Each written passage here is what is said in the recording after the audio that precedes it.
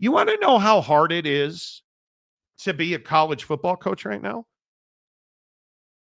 Matt Rhule canceled the Nebraska spring game because he's been getting poached and he didn't want to put new, fresh tape out of his guys. So they're going to have a spring something. It just won't be a spring football game where all of his guys are competing because he doesn't want his guys to get poached. That's where we are now. It's an arms race. Yeah. I think when you listen to Matt, like you begin to understand that this is somebody who understands his place in the college football landscape. Like him standing up there and talking about that tampering doesn't exist anymore, or that word isn't like a thing anymore. He's not wrong. I mean, you listen to him and you can see the pain in his voice. You watch him and it's like, yeah, dude, like you're not wrong. Did you say you could see the pain in his voice? Yeah, play it. Like, do it. You can see the pain in his voice. What do you mean by see the pain? You can see that dude is frustrated. He's got to cancel 60,000 people coming to the stadium. I love you. Because other coaches are trying to poach his players. I agree. Dude. You can see the pain on his face. You can hear the emotion in Matt Rhule. Last year we're one of the more televised. We were one of the more televised spring games, and I dealt with a lot of people offering our players a lot of opportunities after that. So to go out and bring in a bunch of new players and then showcase them for all the other schools to watch, that doesn't make a lot of sense to me. The word tampering doesn't exist anymore. It's just absolute free, open, common market, and so I don't necessarily want to open up to the outside world. I don't want these guys all being able to watch our guys and say, wow, he looks like a pretty good player. Let's go get him. So he looks like a pretty good player. Let's throw a bag of money at him. I think it makes perfect sense. It does. It makes absolute perfect sense that you would not have a spring game because you don't want all these scouts and everybody coming and looking at all your players. I think it is going to be really interesting to see who does and who doesn't. And yeah, it's just who we've become in college athletics. Brandon Butler, hello. At some point, this is like the Don trade. There is something more to this behind the scenes. You don't trade young all-star unless they give you a reason. Well, I think the reason's pretty clear here. Like, I don't think this is rocket science at all. At all. Luka has not been. Listen, if you're a Mavericks fan, I don't know how you argue the following points. He's not been a good teammate. It's really difficult to watch Kristaps Porzingis go to Boston and win a championship and become a better player than he was with Luka. And why is that? Because Luka is a ball hog. The ball, he has shown repeatedly he will not pass the ball. Well, it just cost him $116 million. Bro, you had Jalen Brunson on your team. And, well, Monty, he just wanted to go back to New York. Hey, that might be true. That might be true. But you had the hammer with the money.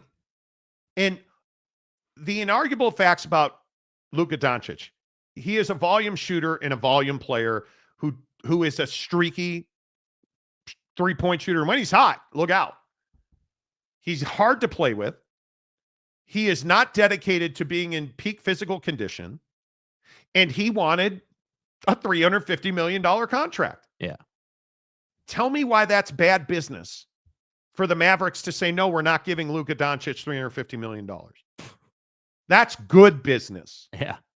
You got Anthony Davis, one of the elite defenders in the NBA. You got Anthony Davis back in return. And he's one of the most dominant bigs in the NBA. I mean, do they not get any credit for doing what's not popular here, for doing the hard thing? Like, it would have been easy to just sit on this team and say, yeah, we got Luka and we'll just go into the playoffs and we probably won't win a championship just because the makeup of the team isn't ideal, but we've got Luka, we can make money, like, it's cool. And listen, Maverick fan, in the comments section, over emotional, unrational, irrational, whatever the word is, I won't miss you when they're winning and you don't come back to give us our flowers. That's fine. That's fine. Jeremy Bolton, LOL, can't wait to watch LeBron and Doncic slowly fall to their doom. I give them 20 games before the wheels fall off. It's a huge question. Yeah. Luka Doncic has been incredibly difficult to play with his entire career. And now you put him in a situation where he's got three dynamic young players with him. And you have to ask, how does he impact? And really, it's Austin Reeves and Dalton Connect, right? How does he impact those two?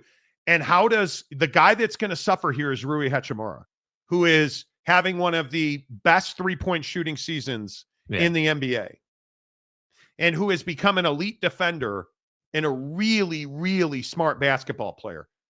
How does Luka Doncic, if he does not change his ways, if JJ Redick doesn't change him, how does Luka fit into that situation? Because you've got LeBron this year and I think next year. For sure. And then you're wondering, I don't know. Year to year. Right? So you've got LeBron, who's still a triple-double machine somehow. You've got Austin Reeves, who's been unbelievable. Dalton Connect is clearly one of the better young players in the league. Mm-hmm. You've got all these pieces now, and you've got the money and draft picks to go and find a center. You should win. But if you're 270 pounds and you can't keep your calves, your knees, and your ankles healthy, and you don't want to fit into the system, he can't play as slow plodding. Do you guys understand how slow Luka Doncic is? Yeah, this was the Chris Paul issue from like 5 years ago. You guys remember the Chris Paul thing? That Chris Paul was really slow in Phoenix, and they wanted him to pick up the pace. And he said no. And yeah, it's the same thing. If Luka says to JJ Redick, "You brought me here for a reason," because there's no question the Lakers play with pace. Yeah, Luka can't play at that pace. Conditioning wise alone, he can't play at that pace. But so that to me is what defines the trade. Does Luka come to LA and say, "Hey, you know what? You guys have a good thing going. I need to. I'm not going to ask the whole team to change for what I do. I'm going to change to supplement what the team is already doing really well." And I'm also curious if he, nobody is going to say that who's a bad defensive player who's gotten better. Devin Booker. Nobody's going to say Devin Booker's an elite defender. Nobody's going to say that. Mm-hmm. Is he now a serviceable defender? Yes. That's all Luka needs to be. You just have to become a serviceable defender. He's a turnstile. He will not step up on the pick and roll. It's the Rudy Gobert syndrome. Yes. Elite defender, can't do anything offensively. Will not step up on the pick and roll. Yeah. And won't develop any sense of a layup or a jump shot. And Luka bitches at the officials. Yeah. We'll see. Proof is in the pudding, man. It's all in time.